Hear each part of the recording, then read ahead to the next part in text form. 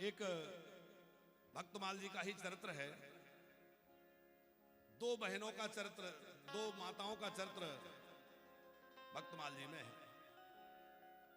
संत सेवित, एक की अलग अलग जगह की कथा है। एक कथा तो यह है नरेंद्र सिंह जी कि एक राजा थे, उनके गुरुजी ने उनको कहा कि आप खूब साधु सेवा किया करो, संतों से प्रेम करो। और गुरुदेव की वाणी सुनकर के इतना अधिक संत प्रेम उनका बढ़ गया, ऐसा संतों में अनुराग हो गया कि वो जब संतों को देखते तो प्रसन्न हो जाते, आनंद में विभोर होकर उनका स्वागत करते, सत्कार करते। एक बार संत पधारे तो खूब सेवा भई तो संत कुछ दिन ठहरे रहे। अब संत कहें कि देखो बहुत दिन हो गए, अब हमें जाना है। तो संत जैसे ही विदा लेना चाहे तो राजा कोई ना कोई बहाना कर दे, महाराज जी वो उत्सव आ रहा है, थोड़े दिन रह जाइए, ये उत्सव और हो जाए फिर आप पधारिए। अब उत्सव के बहाने 10-20 दिन निकल गए।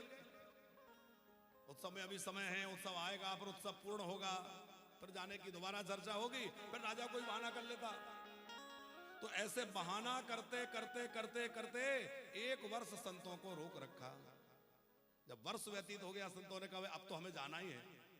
और संतों ने पक्का निश्चय कर लिया, क्योंकि पानी बहता भला, एक जगह रुक जाए पानी तो ठीक नहीं है, उसी प्रकार साधु भी एक जगह रहना ठीक नहीं। चलते फिरते साधु तो रमते राम रहते हैं, हमें ज्यादा नहीं रहना चाहिए। अब जब संतों ने जाने का निश्चय कर ही लिया तो राजा को संतों का वियोग हो गया। संत चले जाएंगे तो मेरे तो मानो प्राण चले जाएंगे, क्योंकि संतों के बिना मैं कैसे रहूंगा। अब 1 वर्ष भी हो गया था, खूब सेवा में सुख भी मिलने लगा, खूब उनसे अधिक प्रेम भी बढ़ गया। उनकी कथाएं सुन सुन करके, उनकी भक्ति चरित्र सुन सुन कर इतना अधिक प्रेम बढ़ गया कि अब उनका वियोग सहना मुश्किल है। राजा महल में बड़े उदास बैठे थे, बहुत दुखी हो रहे थे। रानी ने पूछा आप इतने उदास क्यों, क्या बात है, आपके मन में क्या पीड़ा है? तब राजा ने कहा कि कल संत विदाई लेंगे, कल के लिए संतों ने कहा है, हम बड़े भोर में निकल जाएंगे। और वही बात सोच सोच करके मैं बहुत दुखी हो रहा हूं। गोस्वामी जी कहते हैं, मिलत एक दारुण दुख देहि, बिछुरत एक प्राण हर ले, बिछुरत एक प्राण हर। एक तो मिलने से दुख देने वाला है, भैया बढ़ाओ इसको थोड़ा, पहले सही था। एक मिलने से दुख देता है, कौन? जो दुर्जन है। तो दुर्जन तो मिलने से दुख देता है, असंत दुष्ट उसके मिलने से दुख है। और सज्जन, बस सज्जन के मिलने से सुख है। सज्जन व्यक्ति, संत जब घर से दूर जाए, हमसे दूर जाए तो बिछुरा तो एक प्राण हर ले। जिसको संतों में प्रेम हो जाता है उससे संतों का वियोग सहन नहीं होता। राजा बड़े व्याकुल हो रहे थे। राजा की विकलता देख करके रानी ने सोचा कि मैं कोई उपाय करती हूं। पर अब राजा की विकलता के लिए क्या करें? यदि संतों के सामने जबरदस्ती आग्रह करें कि नहीं आपको रहना ही पड़ेगा, रुकना ही पड़ेगा, तो संतों के सामने इस प्रकार से दुराग्रह नहीं करना चाहिए, हट नहीं कर सकते। संत परम स्वतंत्र हैं, जहां जाना चाहे जा सकते हैं, पर मैं कुछ तो करूं। तो रानी बहुत सोच में पड़ गई, क्या करूं क्या करूं। जब कुछ समझ में नहीं आया तो क्या किया,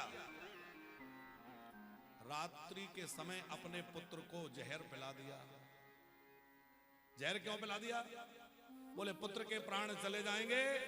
तो अभी तो उत्सवों के बहाने संतों को रोक लेते थे, अब इस बहाने संतों को रोक लेंगे कि पुत्र की मृत्यु हो गई तो अब उस बहाने कुछ दिनों तक तो संत रह जाएंगे। आप विचार करिए कि कितना ऊंचा भाव होगा। पुत्र चला जाए पर संत रुक जाए। पुत्र को विस्पान करा दिया, विष का प्रभाव हुआ, पुत्र के प्राण चले गए। अब सवेरे होने से पहले ही रोना धोना शुरू हो गया, महल में शोक व्याप्त हो गया। उन महात्माओं को पता चला, वो तो अपने यात्रा की तैयारी कर रहे थे। क्या हो गया? अरे इतने दिनों तक रहे, बताओ हमारे शिष्य के राजा के साथ ऐसा हो गया। तो वो सब जो है रुक गए। अब वो सोचा कि चलो देख कर तो आए। तो जब जाकर देखा तो वो पुत्र का जो शव पड़ा हुआ है वो एकदम नीला पड़ा हुआ है, विष का प्रभाव है। संतों ने पूछा कि ये इसका विष के कारण नीला शरीर पड़ गया, ये विष कहां से आया? सर्प ने काटा कि क्या हुआ? वो रानी के भाव को देख करके समझ गए कि जरूर तुम कुछ छुपा रही हो, तुम्हें हमारी सौगंध है, संतों की सौगंध है, सच सच बताओ आखिर ऐसी क्या बात है, इसके प्राण कैसे चले गए? ऐसा क्या हुआ? इसको जहर किसने दिया है? और जब ये कहा कि तुम्हें संतों की सौगंध है तो संत ही तो प्राण है, रानी ने रोते रोते कहा आप जा रहे थे और आपका वियोग राजा सहन नहीं कर पा रहे थे। आप चले जाते तो राजा साहब हो सकता है कि अपने प्राण त्याग देते, इसलिए मैंने आपको रोकने के लिए ये सब किया है।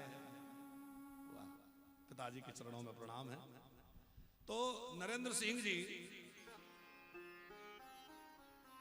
इस बात को सुनकर के संतों का हृदय इतना विगलित हो गया कि संतों की आंखों से झरझर आंसू बहने लगे और कहा कि धन्य है तुम्हारी संत प्रीति, धन्य है तुम्हारा प्रेम, जो इतना अधिक प्रेम कि अपने पुत्र को भी तुमने बलिदान कर दिया। संत तो भगवान के प्यारे हैं। उन्होंने तुरंत अपने बटुआ से शालिग्राम जी, जो बटुआ शालिग्राम है, उनका चरणामृत उतारा और ठाकुर जी का चरणामृत, शालिग्राम जी का चरणामृत उतार करके और कहा कि यदि इस राजा की संतों में सच्ची प्रीति है और आप भगवान के भक्तों के रखवाले हैं प्रभु, तो आप इसकी रक्षा करिए, इसके प्राणों की रक्षा करिए।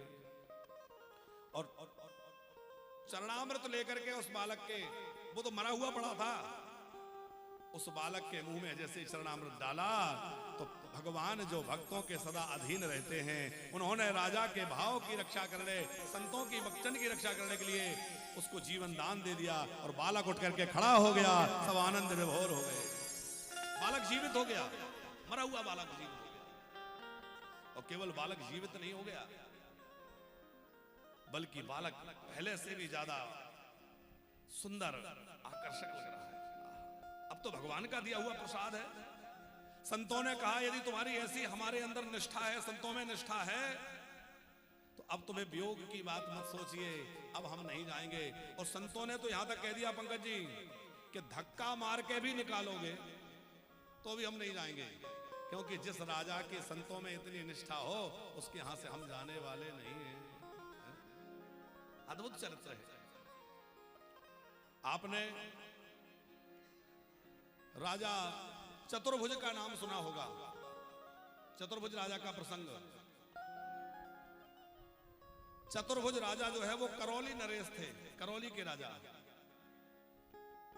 करौली के राजा चतुर्भुज इतने संत सेवी थे, इतने संत के प्रेम रखने वाले थे कि इन्होंने चारों ओर, चारों दिशाओं में स्थान बनवा दिए थे कि कोई भी संत आए उनको यहां ठहराया जाए, जलपान कराया जाए, भोजन कराया जाए, उनकी सेवा करी जाए और मुझे खबर कर दी जाए। और जैसे ही राजा के पास सूचना आती कि ये संत आकर के ठहरे हैं तो संत गाजे बाजे से लेने जाते, वो संतों को लेने राजा गाजे बाजे के साथ जाते और बाजे बजाते भय, प्रसन्न होते भय, उत्सव मनाते हुए संतों को लेके आते और संतों को लाके अपने महल में रखते। संत निवास में नहीं रखते, अतिथि गृह में नहीं रखते, महल में रखते। और राजा चतुर्भुज दास की तो क्या कहना है, चतुर्भुज नृपति की भक्ति को कौन भूप सरवर करे, भक्त आगमन सुनत सन्मुख योजन एक जाई। एक योजन दूर जाकर के अगवानी करके लेके आते हैं और अगवानी करके ला करके उनको महल में ठहराते हैं। और महल में ठहरा करके क्या करते हैं, सदन आन सत्कार सदस्य गोविंद बढ़ाई, मतलब भगवान से भी ज्यादा संतों को मानते हैं। खूब बढ़िया भोजन कराते हैं, सेवा सत्कार करते हैं, चरण दबाते हैं खुद राजा।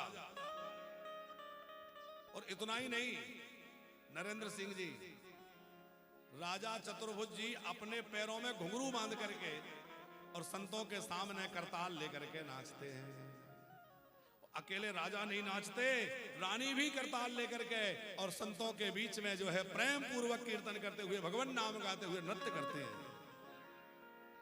उनके इस दिव्य भाव से संत खूब प्रसन्न होते हैं।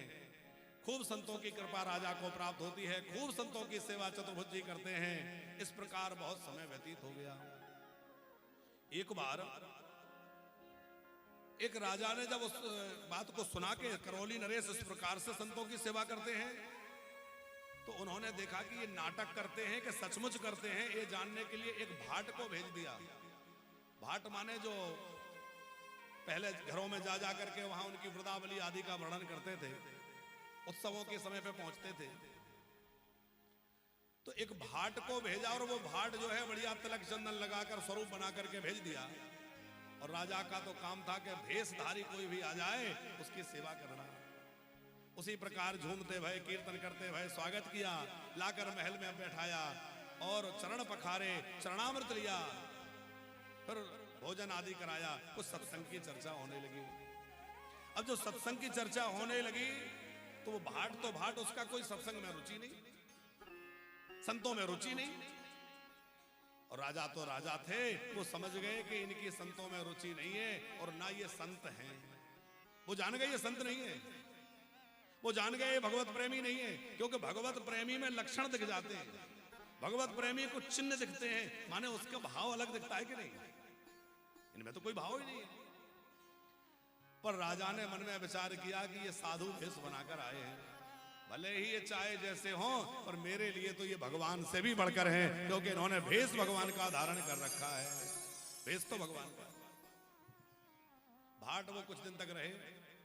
जब विदा ली तो क्या किया कि एक बड़े जरीदार वस्त्र में, जिसमें सोने के तार लगे थे, ऐसा बड़ा सुंदर वस्त्र था, उसमें एक फूटी कोड़ी लपेट करके और दे दी। अब फूटी कोड़ी लपेट करके दे दी, वो लेकर गया अपने राजा को दिया, उसने वो निकाला। अब वो कपड़ा खोला, बड़ा कीमती कपड़ा, उसमें सोने के तार लगे हैं, जरीदार बड़ा गजब का, और देखा अंदर तो कोड़ी। राजा ने कहा ये क्या चक्कर है, ये क्या भेजा है, समझ में नहीं आया।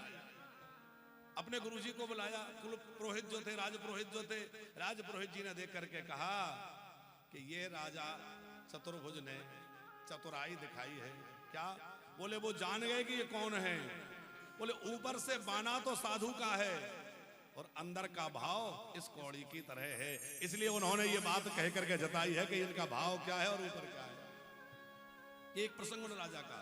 लेकिन एक और बड़ा अद्भुत प्रसंग वही चतुर्भुज जी का। नरेंद्र सिंह जी, चोरों को पता लग गया कि राजा साधुओं की बड़ी सेवा करते हैं। चोरों ने सोचा कि ये बढ़िया मिल गया कि हम भी साधु बनकर के चले जाएं तो राजा के महल में सहजता से प्रवेश मिल जाएगा। तो चोरों ने खूब बढ़िया चंदन वंदन लगाया, गेरुआ वस्त्र धारण किए, मालाएं पहन करके और सीताराम राधे श्याम, सीताराम राधे श्याम करते भय आए।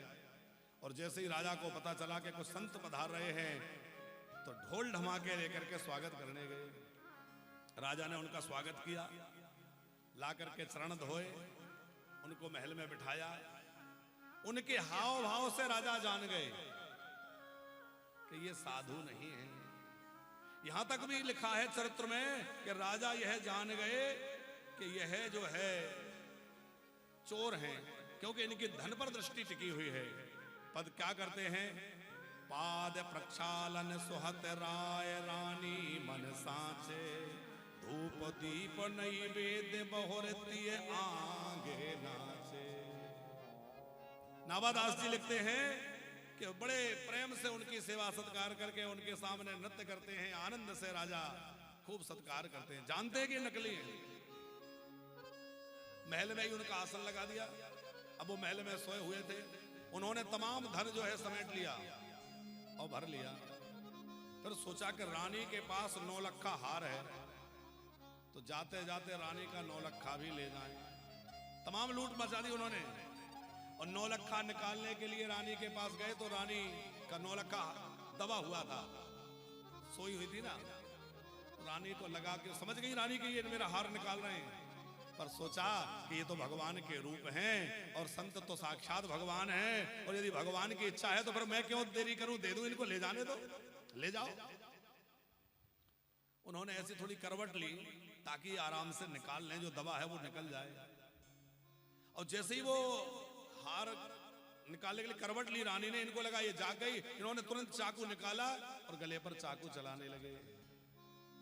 पर अद्भुत बात है, चरित्र में लिखी है कि चाकू जैसे ही चलाया तो वो चाकू एकदम मोम जैसा होकर पिघल गया और रानी की गर्दन जो है वो वज्र जैसी हो गई। उस पर चाकू का कोई प्रभाव नहीं हुआ, चाकू पिघल के गल गया। राजा को पता चला, राजा ने उनको खूब धन दिया और चरण पड़ करके कहा क्षमा करिए, हमारे कारण आपको परेशानी हुई, आप जितना चाहे उतना धन ले जाएं। पर वो चोर भी रानी के, राजा के इस भाव और इस स्थिति को देख करके उनका भाव बदल गया, हृदय परिवर्तित हो गया और उन्होंने कहा कि अभी तक तो हमने नकली भेष बनाया था, पर अब हम नकली नहीं रहेंगे, अब हम इस भेष को साचा करके दिखाएंगे, अब हम इस भेष की लाज रखेंगे और इस भेष का आदर करते हुए भजन करेंगे। खूब भजन में लग गए। फिर वो चोर भी साधु बन गए। तो ऐसे संतों में जिनकी रुचि है, संतों में जिनका प्रेम है, उनके लिए तो क्या कुछ दुर्लभ है। ऐसी प्रीति हमारे अंदर भी संतों के प्रति हो जाए, हमारे मन में भी संत प्रेम जाग जाए।